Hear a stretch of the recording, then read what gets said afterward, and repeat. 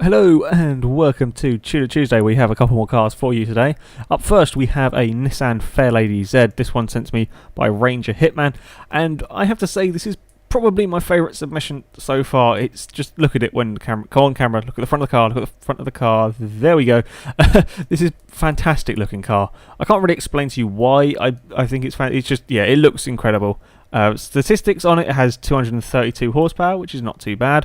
It's the lightest car we've ever had at 1,965 pounds. It's a very lightweight car. It has the standard engine. I think these were straight sixes, although I'm not 100% sure on that. And there is no sort of forced induction. And as we've seen from previous weeks, light and good handling has been a recipe for success, really. The best cars we've had have been relatively light, but not particularly quick in a straight line. And this car continues that theme. Its straight line speed is really, really not its strong point. It does 115 on a good sort of run down the straight. It's really not a fast car in a straight line. However, gets the corners, and this is fantastic. The stick actually goes across the grass a little bit there. But no, this car is incredibly good to drive. It's by far the favourite car I've driven from all the submissions we've had. It's just incredible. There's so much grip. I mean, it's not that fast in a straight line, so yes, you don't have to brake as late for the corner, but you can throw this into corners at sort of silly speeds, and it still sticks to the road. It's just, yeah, it's amazing. And I also love the sound of it. It revs like 8,500 RPM, makes a lot of noise, and is a very, very quick car around the corners. So here we go onto the flying lap, and heavy on the brakes around up to Bathurst. And it gets turning very, very nicely as expected, and there's no oversteering moments on the exit. The car is incredibly planted. It has got relatively decent amount of horsepower. It's certainly not the least powerful car we've had, but it's really quite hard to get the back end of this car to step out. Even when you're trying and you're being a bit stupid, it will just grip to the road. Coming up towards Diabolica now, and it is looking quite good for the Fairlady Z. Again, it's turning very nicely. You can just sort of just throw this car at that corner and it will somehow find grip. I have to say also the gears are very good on this. They've been shortened properly so that there is incredible acceleration. Actually, 0-60 is probably the fastest on this car out of all the ones we've had. So yeah, the gearing is good. Make sure you have short gears because this is a very, very short track. And it's around the last corner, and it's still looking very good for the Fairlady Z. This is where it loses a lot of the time. This straight section, it is not that fast. Once you get into fifth gear, it sort of just loses all speed. And there we go, the Fairlady Z is across the line. Now, up next we have, it's another Honda Integra. This one is quite different to the one we had last week. This one was made by Blue Jabber X. It's rear-wheel drive, so something new. It's a little bit more powerful than what we had last week, 235 horsepower. It is quite a bit heavier at 2,500 and a bit pounds, but that's probably mostly to do with the, that was terrible English, I do apologise for that.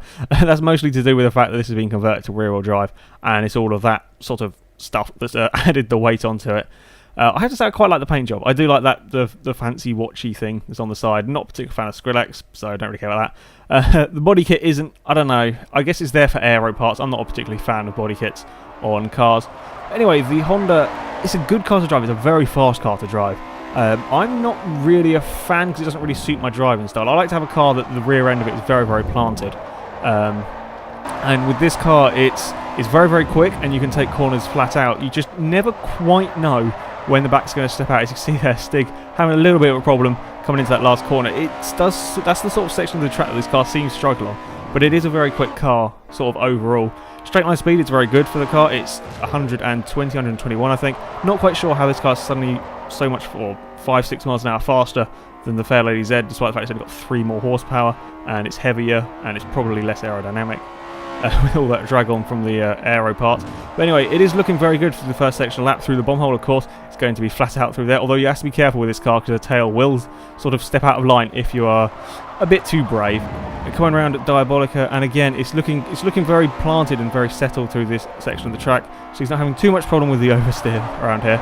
Up to the quadruple apex right-hander. I've just realised I forgot to get names for the corners. God damn it, someone remind me. Yeah, name corners if you haven't already. I will remember next week, I promise. Up to the last corner, you can see there again, little bit of the rear sort of wanting to escape, but it has been kept all under control. and then it is the run to the line for the Honda Integra. And it is a very quick car, I have to say.